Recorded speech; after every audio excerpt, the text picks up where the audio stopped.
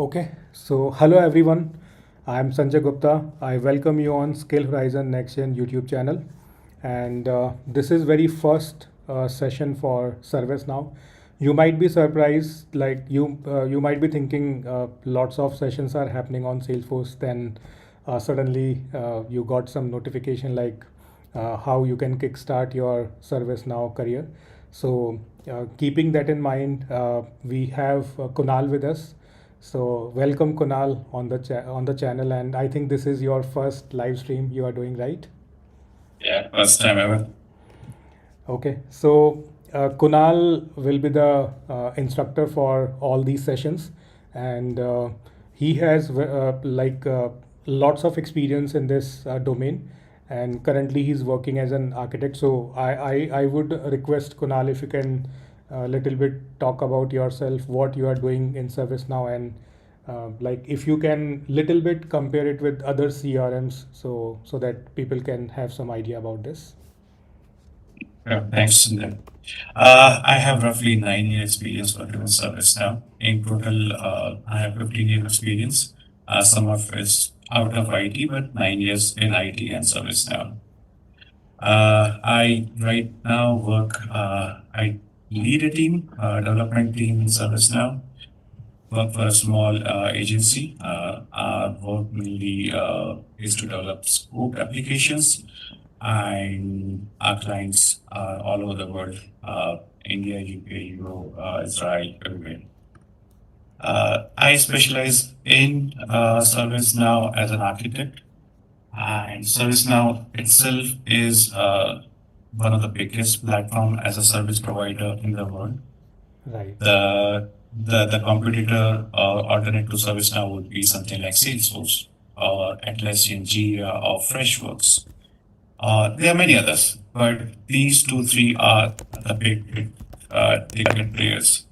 And ServiceNow, though, is not very popular in India, and the reason behind that is that it is relatively more expensive compared to Salesforce or Freshworks, and they are very big with Fortune 500 companies. So maybe even in India, for example, Indian Pet- Indian Petrol and Genpact or Infosys, internally they use ServiceNow for their ticketing systems. Okay. And that is where ServiceNow started. It started as an ITSM tool, and later, actually, the funny thing is, when ServiceNow was started back in 2004, they did not want to become this big.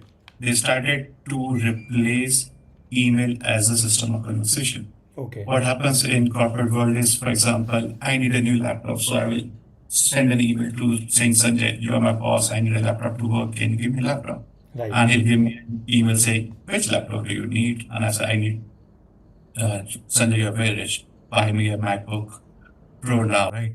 And then he will say, okay, I approve this. Then I take it to our HR and then they approve it. And then they give me a purchase order. Then I take it to Amazon and Amazon sends me it. And then Amazon sends an invoice to finance team. So now this was done everything on the email. Service now said it has to be better than this. And that is when they created this tool, ITSM tool. And it started with very small scope, but it grew at breakneck speed. They entrenched themselves into these really big companies, maybe Coca-Cola, maybe Pepsi, any Fortune 500 company you take, somewhere they would be using ServiceNow. That was where they started. And now it is so big that uh, any application that is made on this, they actually charge you $5,000 to list it on the market. Okay. They consider themselves so big, right? It's not like you can create an application and list on that store. No, you pay them $5,000 and then they will list your product. Okay. Okay, okay, that's enough for service now. Let's go to people. Yeah. So one more thing, like sales ServiceNow is having a ticketing system. So do they have some CRM as well, or like they are planning to build, or it is already there? They have launched a CRM, I think, a few months back, right? Okay. They crosshair. Let me see. They have just launched CRM and they took some, they were marketing heavily, said that this is better than Salesforce. Okay. But yeah, they always had some tools. They had this tool CSM, which is customer service management. They had some sales order system, but now only now they are coming up with a CRM, which will be end-to-end solution, Okay. something similar to Salesforce. Perfect. I think then it will be a war between ServiceNow and Salesforce, like because both will be having I, systems. Yeah. I know you're from Salesforce, but I Yeah. can tell you that ServiceNow will win. Let's see what happens. Okay, Definitely. yeah, but I just wanted to have my audience both the flavor because Mhm.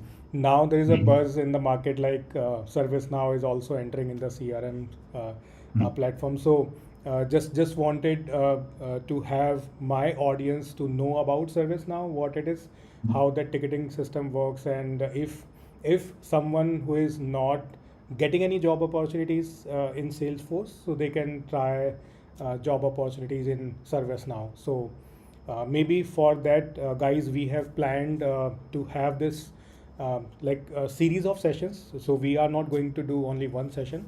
So this is the first session where Kunal will be telling you about introduction to ServiceNow, and then he will let you know how you can create the instance. Similar to Salesforce, like in Salesforce also we create instance where we can do some implementation. So you will get to know how you can create the instance, and then the certifications and job opportunities also he will be discussing. So I think we can start, Kunal, with the session now in detail. Okay. So today we will deep dive into ServiceNow as an ecosystem.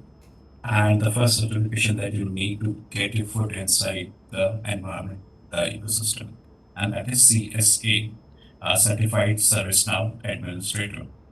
So similar to what Salesforce says that you need to have this basic certification before you can actually work on the platform. And if you want to become a developer, then you take another certificate to become a certified application developer. Right. But what we're talking about now is very simple. The first certification. Let's go to the career journey. So this is the site, learning.servicenow.com. You can go on this site and check it out. They have this dedicated page which tell you how the career journey will pan out and what do you want to become. You decide that, and then they will tell you what are the certifications that you need to get to that. For example, if you want to become a system administrator, this is the basic certification that you need. And though the salary is in US average salary, but this is actual starting salary, $102,000 per year. Convert that to India. I think any fresher starting with service now, uh, apart from the intern, you are looking at 4 or 5 LPA starting salaries. If you are good, I'm not gonna say that everybody can get that salary, but yeah, that is the kind of starting salary that you get in this platform. Once you have an experience, you can actually try to own yourself to become an application developer, and then salary keep multiplying.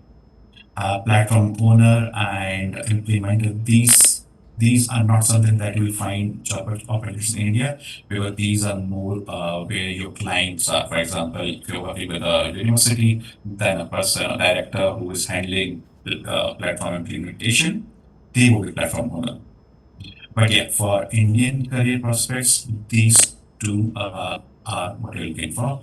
And if you have like 10 years experience, then you can talk about project manager or maybe an architect. So I think Sanjay will post a link to this in the comments later. But Yeah, yeah, I for already now, shared okay, learning.servicenow.com, okay, and excellent. yeah, Yeah. I can relate it with Salesforce. Like in Salesforce, also we have lots of certifications. So I Mhm. think viewers can also relate. Like we can do admin and then at least developer certification. So I think these two are the entry level certification that every ServiceNow professional should have. Funny thing, I just remembered that ServiceNow is so desperate to get new people into this platform that they have made an offer just till end of this year. The certification fees has been reduced from $300 to $150, and Okay. that is only for people in India. They really want Indian people to get into Salesforce platform and start working. Okay. And they don't have office in Jaipur like Salesforce, but yeah, they have office in Hyderabad and Bangalore and Pune, Okay. and agencies are everywhere. But yeah, they are desperate for people to get into this platform. Okay, so I think guys, this is a good news. If you are not getting enough opportunities into other domains, so ServiceNow is the future. And in India, I think huge demand will be coming in ServiceNow. So like for that, we are already in front of you. So Kunal will be explaining you each and everything. So maybe in every week we'll be having couple of sessions so that you can start learning those. So let's deep dive and understand what ServiceNow actually is. So let's keep aside the job opportunities and let's get technical. Yep. We are headline technical people, right? Yep. So ServiceNow is at very basic level a Java application that runs on JDK on an Linux environment, Red Hat Enterprise Linux. Very simple. It is simply a Java application. It is a cloud-based platform for digital workflows. So that is the motto of ServiceNow. We want to automate everything. We want everything to go through a process on our platform. It started as ITSM, but now expanded to HR, human resources, CSM, customer service management, security, and many other fields. How does ServiceNow work on hardware? So one thing really good about ServiceNow is that they have their own hardware, but what they do is for each client, they would create a virtual machine and the application install on that virtual machine. Virtual machine on average has 2 gigabytes of RAM and two processors. But the thing, what I said is good about it is that because they are dedicated virtual machines for each client, the chance of a data leakage is next to nil. And that is why enterprise customers prefer them because they know their data would never get leaked, right? Now, coming to ServiceNow, they have some basic terms that we continuously will use, and we should be covering those. An instance is simply a virtual machine on which an application ServiceNow is installed. So, for example, this is my virtual machine. This is my personal developer instance. It is developer 336560. That is the instance number, and it ends in servicenow.com, which means this is subdomain. But yeah, this is an instance. What you see on the screen is the instance. Table, I'm assuming everyone here is familiar with the term table. Table is simply a spreadsheet like entity on a database, and record would be an individual record on this table. Field can be called as field or columns. Task table is very important, and that is why it is specified right here. Because when it started as ITSM, the first thing that was that when I create a ticket, when I wanted a laptop, the system created a task for it, and that task was assigned to Sanjay. Okay, Sanjay, this is for you to work upon. And ServiceNow has some tables that are present since 2004. There, when you create a new instance, you get around 1,000 tables pre-installed, but task is one of the very basic tables. And whenever you come across ServiceNow and you see that name of the table, there's a very clear distinction between table names. If the table name starts without any precursor, for example, task, that means that table has been there since the day one. Then there are sys underscore tables, which means which are used by ServiceNow for internal uses, and everything new table or private application which start with X underscore, which means they are specifically created for a scoped application. Now, this is very important, and there are a few things which I will repeat throughout my lectures or sessions, and this is one of the important ones. Everything is a record on some table. ServiceNow, at very basic level, is just an RDBMS, Relation Database Management System. There's nothing else. Everything is an abstraction on top of this DBMS. So when you say, for example, I'll show you how tables are shown. For example, if I search for tables, and if you go to table, Now, when you see this is a table, but even this table record is a record on this table, sysdb object. So sysdb object is a table which stores details of all the tables that we create. And if I were to create an automation on it, if I were to create a flow on this table, that will also be stored on flow table. If I create a property, if I create a new label for this table, that will be stored on a labels table.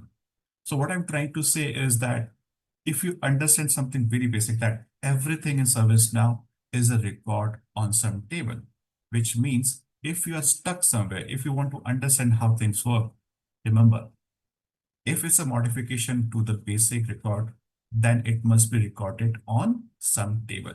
And if we can find that table, if we can find that record, we will know how exactly does this work. Now, coming to how do you obtain this developer instance, you can go to developer.servicenow.com and I'm logged in here. But if you're not logged in, let's open this in a new profile. You'll get to a position where it says sign in. If you do not have a credential, you just sign up. You can sign up with any email address. Give me a moment.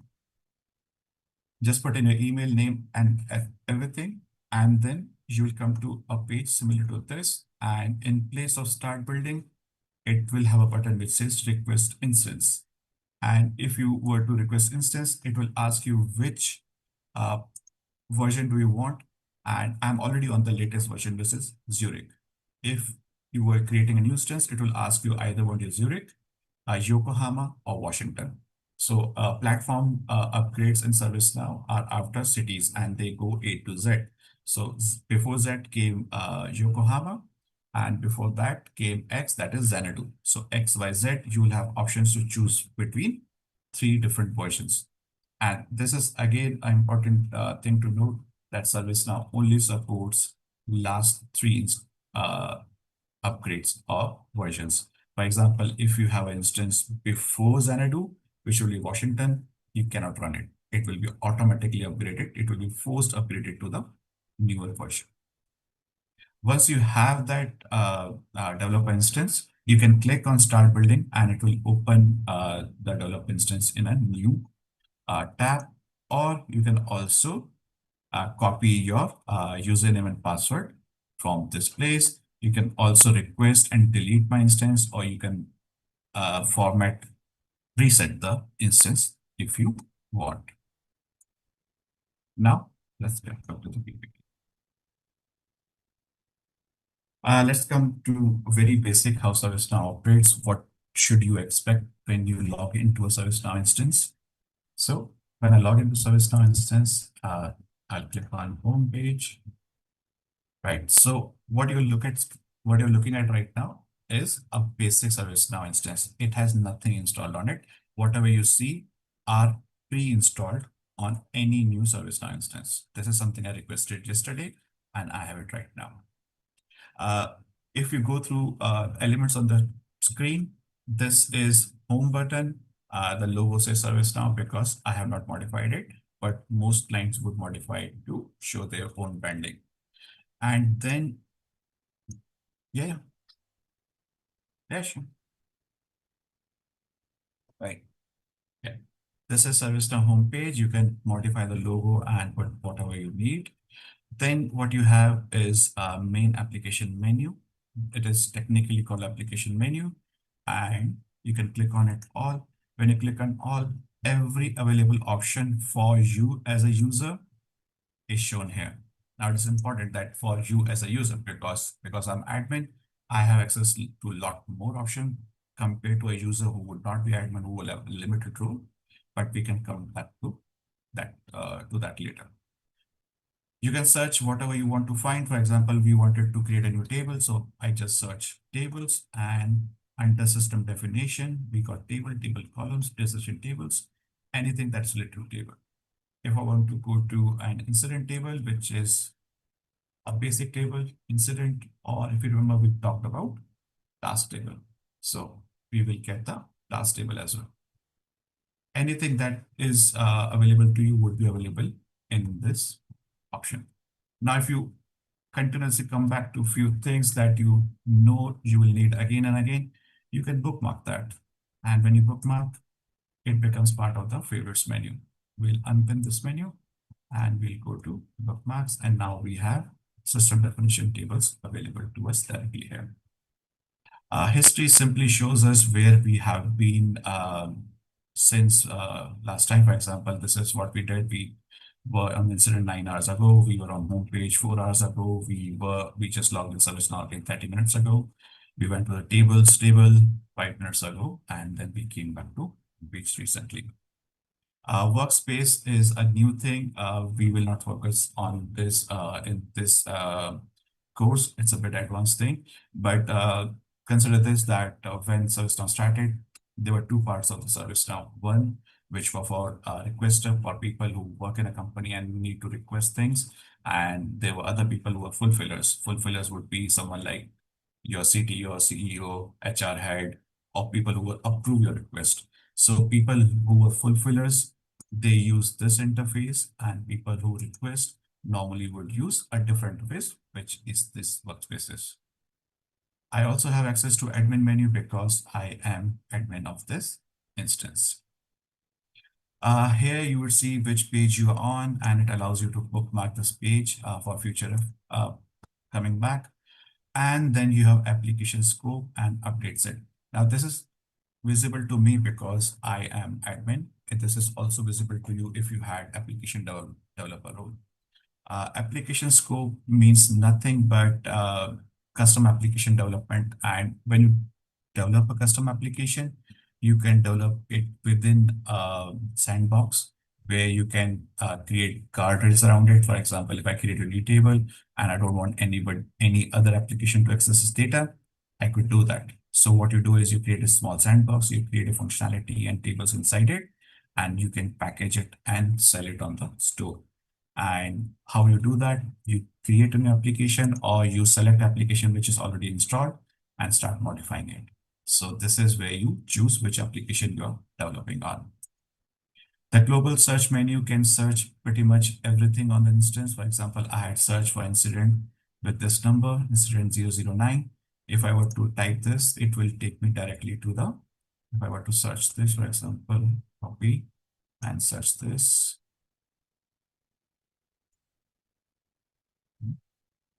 What's happening? Okay, doesn't want to work.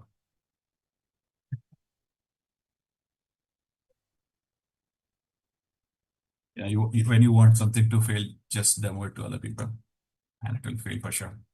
So when I search, it will take you directly to that record. But you can search for many, many things here. This is an incident record. And then these are very small things. For example, you can chat between different users who are currently live on this instance. This is users analytics. That is something we rarely used. These are internal notification if you have any. And then the last one is important. This is your profile button. You can change some preferences here. For example, you could go and look at your own profile and you can change some preferences. For example, I like this theme. You could change it to an old one. This is Polaris. And here too, you can go to the dark version. Although I never understood how can you work with this, but yeah, it is an option that you can choose. You go with the latest one. The developers like that. I do like the dark mode. My windows are dark, but the color theme that they use is horrible. It's like they don't know what they're doing, but doesn't matter. There are a few things which I think people should change. For example, this is an option where, if you remember this header bar, this is only visible when you go into ServiceNow. And if you were to click a link that opens a new tab, this will go away. But I like it to be there. So I just click this and ServiceNow make sure that even if I open a link in new tab, the navigation bar will always be available. I use a compact spacing mode because I'm a developer. I like to see many, many things on my screen. So it will just reduce some spacing between fields and other UI elements. But there are many other things. Whenever you open and create your develop instance, go and play with it. This is something that only affects you and nobody else. As an admin, I also have an option to impersonate other user. For example, I want to see how people see this. So I can go and develop some other user, click on it, and click on it, impersonate. So I would be working and logged in as Abraham Lincoln. And if you see the change option that I have reduced a lot because I'm not an admin, the admin button has also gone. So as the update set and the application select has also gone away.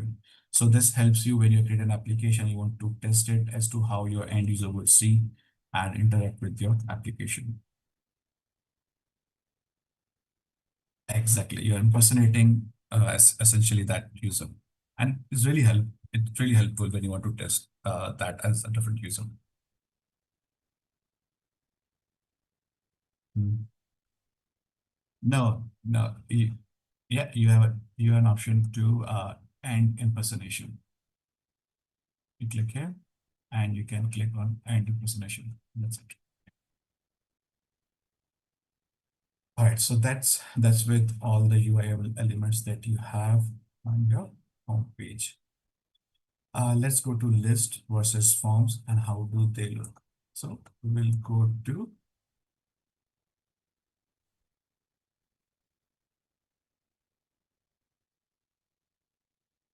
yeah.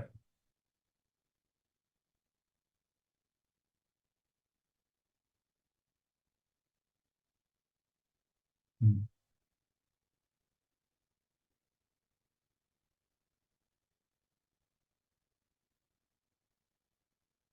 Another thing, like remember if I said that everything on ServiceNow is a record on some table. There's another thing that ServiceNow has been around for almost 21 years. They started with what looked like a typical Java application. Then they evolved and evolved and evolved. But there are multiple things that are still there from what they started.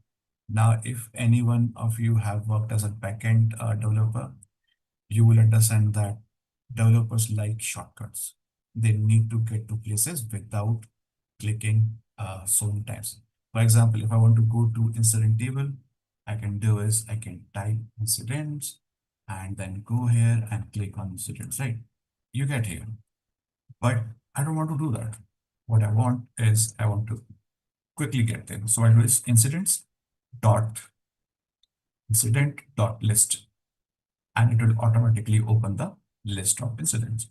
I want to open this in a new tab. I will do this incident dot capital list, and it will automatically open a new tab with this incident list. So there are in ServiceNow, almost everything can be done in more than one way. And it depends on you as to how much experience you have and how many of the ways have you explored. Okay, coming back to list view. So this is incident list view. What you're looking at are records that are on incident table.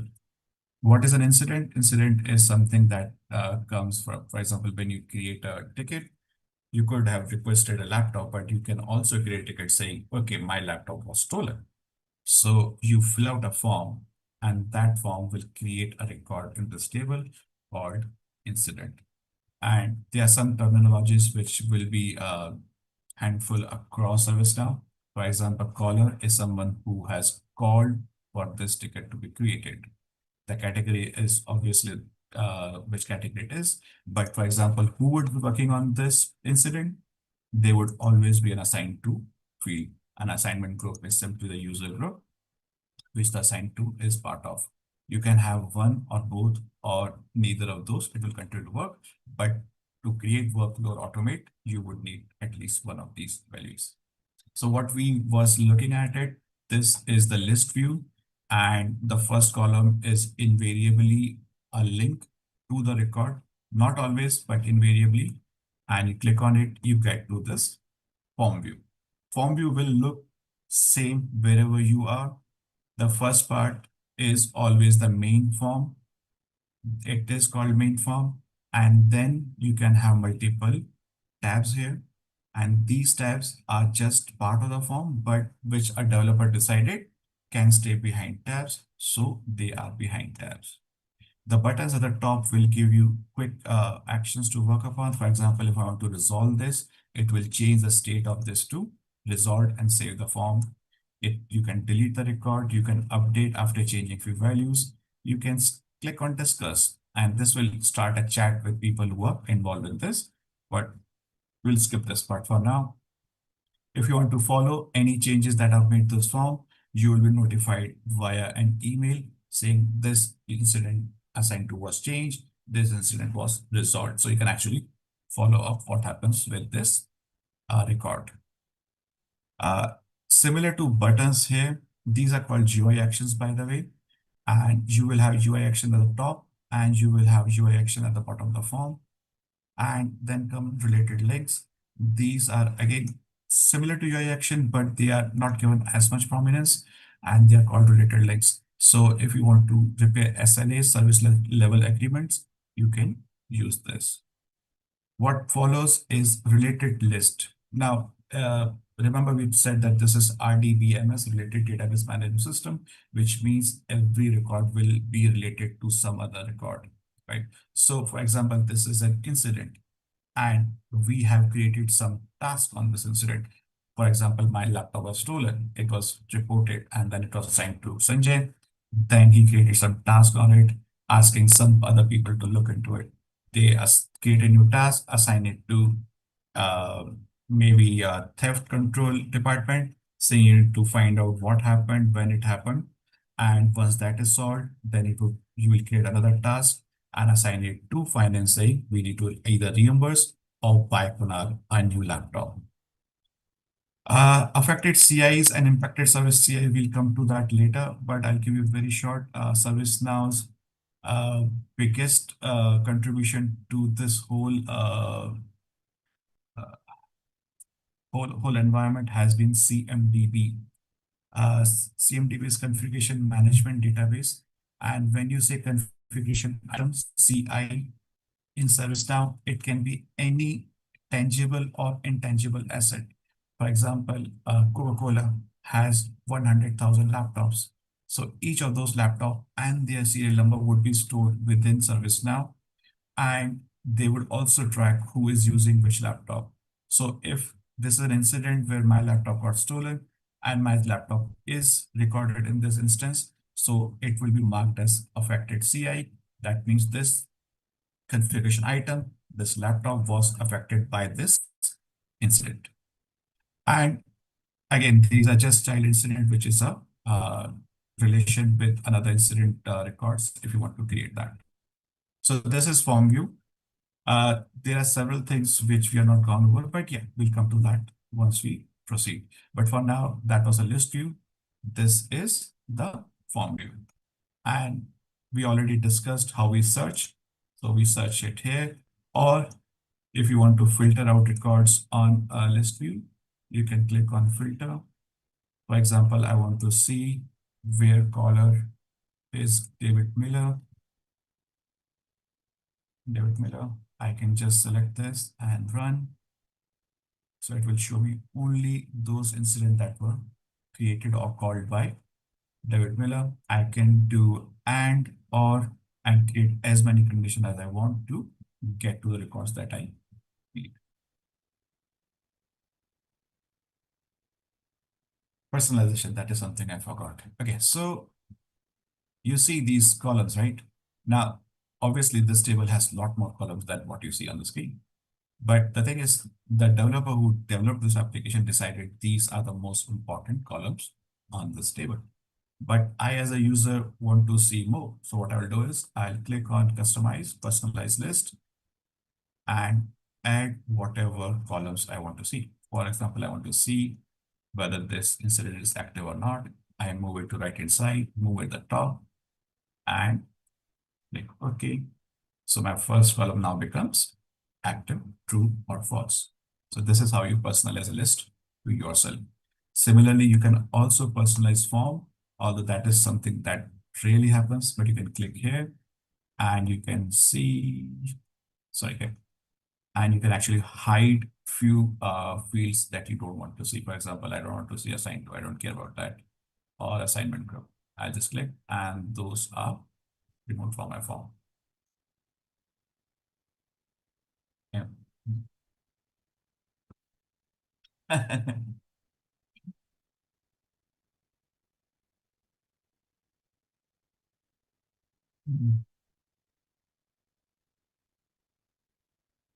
Mm. This is easy. The newer interface that is Workspace, they have made it really difficult. So yeah, maybe that will compare to Salesforce. But yeah, no worries. Okay, so we have gone through the navigation and user interface. And now let's understand. So we are talking about being a system administrator. So what is that you would do as a system administrator? For example, there's a company and they want to hire a system administrator. What are the expectations that they will have from you? First and most important would be they want you to create new users, retire user, delete users, create groups of users and roles. Groups and roles are mainly used to allow or disallow users to do certain things in your platform. For example, you don't want people who have certain role to see certain records, or you want certain people who are part of very certain groups to be able to become task holders. So you create groups and then assign people to it, and then assign roles to it. We'll get there. So what we'll do is we'll do a small demo. We'll create a new user and a role and assign a role to him. So again, there are two ways to do this. First is the long way. We search for users and then we go and click on users, right? Simple. So it will open sys user list. Remember? And other ways, I can just type here the table name sys user dot list and I get to the sys starts with tables that are important to ServiceNow, system tables. All right, so what we'll do is we'll create a new user here. Yeah, I just know this, we don't need this. Right, so what we'll do is we create Sanjay dot book the at example.com. Anybody who is a new developer, remember whenever you need to use fictitious email address, always use example.com because it is registered with Mozilla and they make sure that no emails are leaked out of that. Okay, that is the minimum that we need to do, and we will create this. Now you can click submit again, but remember there are two ways to do things in ServiceNow, right? So we go to this gray bar, right click on it and save. The difference between save and submit is that when you submit, it will go to the previous page. When you click save, it will save and stay on this page, which is power users something like for me, for example. I don't want to go to the previous page. I still have things to do here. And now we will assign a role to this user. We go to roles. This is a related list because roles is a different table and it will contain a reference to Sanjay Gupta. So we'll edit the roles that this user has and we will make him as admin. The profile would be roles, I guess. Yeah, so it is role. So this is user role. So now I assigned one role, but somehow this user has 58 roles. Why? Because every other role which is not admin has been inherited from admin role. And this is another power thing. Whenever you have a list view, you can right click anywhere. Okay, right click is supreme in ServiceNow. You should use it everywhere. So example, I want to see which row records do not have true value in that, right? So I'll right click on it. I say filter out. Show me only those records which are not true. And the moment I do it, it adds to the filter, which says user has to be Sanjay Gupta and inherited has to be not true. Now you see it has only one row, which is admin, and we'll open this in new tab, control click.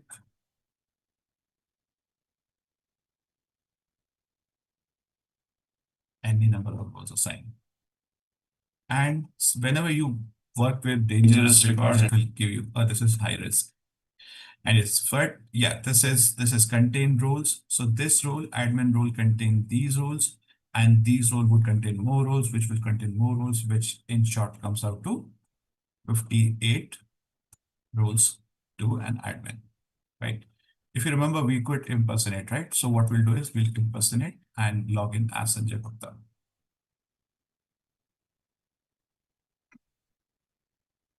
Sanjay Gupta, impersonate user. So now you're logged in as Sanjay Gupta. You have pretty much everything that I had. There are a few things missing because I was also security admin, which Sanjay Gupta is not, but yeah, that's not important. But yeah, this is how Sanjay Gupta would look at the screen if he were to log in. So now we have created a user, we assigned it a role, and now we will create a group, or maybe put Sanjay Gupta in the user group.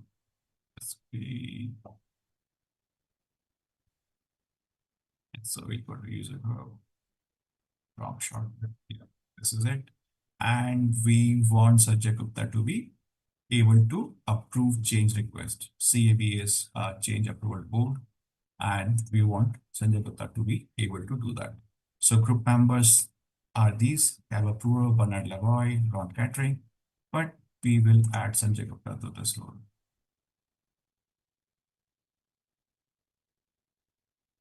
And Sanjay Gupta. Now Sanjay Gupta is part of this user group. And because, okay, so this is it. So now Sanjay Gupta is part of this user group.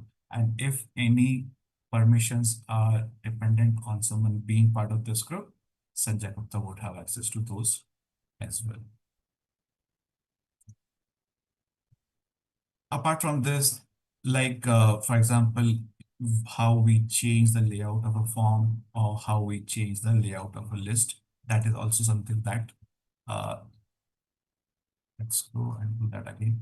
So if you remember, what we did was we changed it from here. Now this is personalized, which means this only affects me as a user. Everyone else will still see the default layout. So what we'll do is we will reset it to column defaults. And now we'll change it for everyone. Now, remember when I said right click is great, click, configure, list layout. Now, when you change this, it is changed for every user that comes to this platform. So we will add active and save. Now this is default and you see active. Now if I were to impersonate as Sanjay, I'll still see this. Similarly, if you want to change form layout for everyone, go again here, right click, configure. Now there are 3 ways to change form layout in ServiceNow.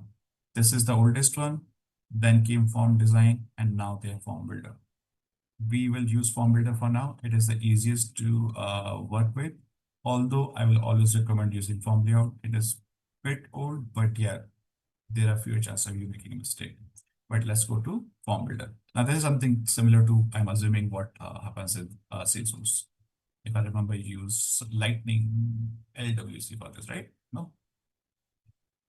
Okay, so this is the form, right? So this is number, this is channel, caller, state, this every record is it. We added active to the list view, and we will add active to this form as well. I'll just drag it on the channel, save it here, and I want this to be visible, but I don't want people to actually change this. So I'll go to and I save this. In Salesforce, this happens through the app builder, and we have dynamic forms. The feature is called dynamic forms.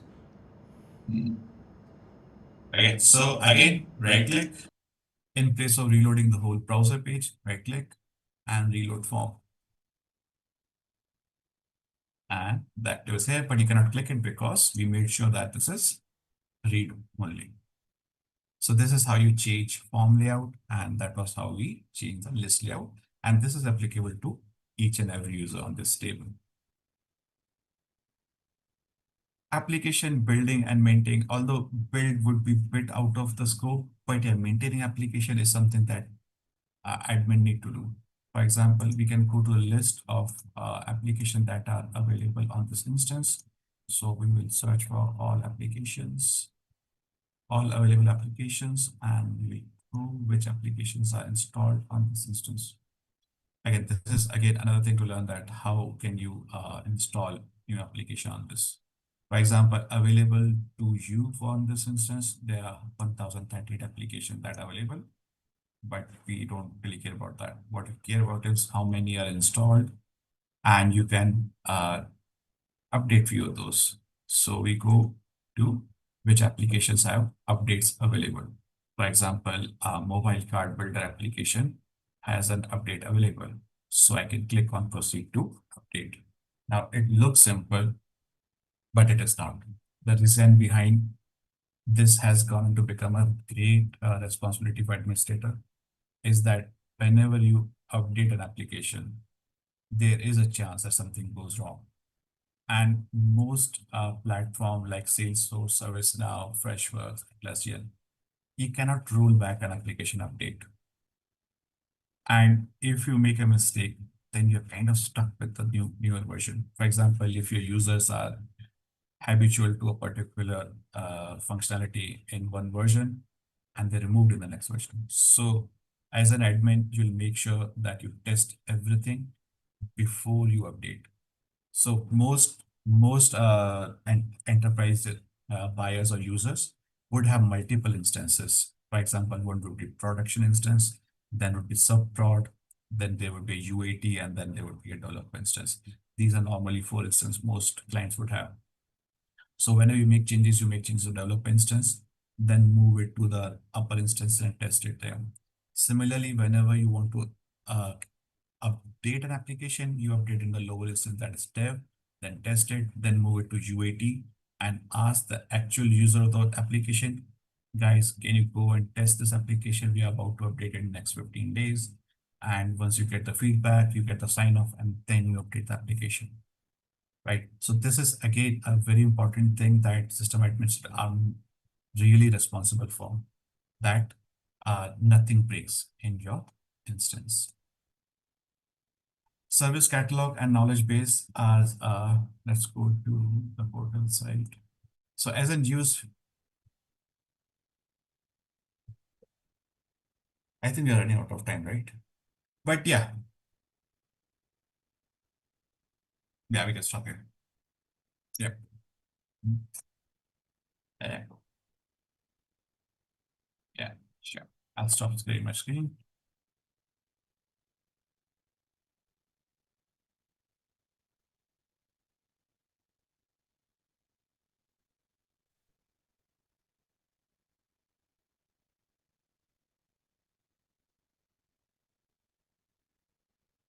I think I learned service on roughly 3 months, and people take years to master it. And the only reason I was able to do it was because I had this insatiable curiosity. I need to learn this. I just went, got my PDI, personal development instance, and start making new applications, make changes, break things, doesn't matter. Get a new instance, because you can always ask for an instance. Make new changes, make new changes. If you know someone who is working in the industry, just ask them, hey, Sanjay, what was the last task you did? Okay, I did this. Don't worry. I don't need to deliver it, but I will do that in my instance, and I make sure that I understand what happens. Because it doesn't matter which kind of web development you do, the way to learn is by actually getting your hands dirty. When you actually do things, you realize that it is not as easy it looks. And once you do it, it is actually a lot easier than most people think about it. So yeah, get your hands dirty, get a PDI, keep practicing, create an application, kill the application, create an application. Just keep doing things. Develop it. And for how long this instance will be available?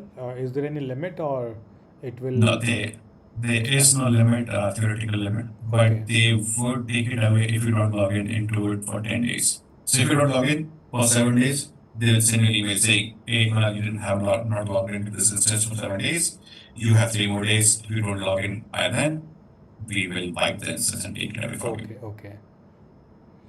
Okay, so I think if anybody creates an instance and follow the instructions that you already demoed, I think they will be Mm. able to understand the basic understanding to navigate around the platform.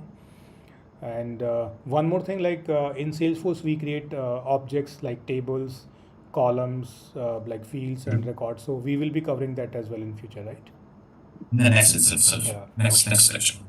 Okay, perfect. Okay, then I think we can wrap the session here only, and maybe we can plan one more session this week so that a few more features we can cover up. Yeah, sure, we can do that. Okay. Okay then. So thank you, Kunal, for sharing the knowledge, and it was very great session. And I also got some insight, like I was able to compare. So maybe by the end Yeah. of these sessions, I will also have some knowledge. So thank you for that, and thank you everyone, those who joined this session, and those who are watching the recording. Thanks to you as well. And I will be scheduling one more session for this week, so you can follow all the sessions so that you can have the clear understanding how you can do some implementation in ServiceNow. Okay, so thank Thank you you guys. everyone. Thank you. Bye-bye. Bye.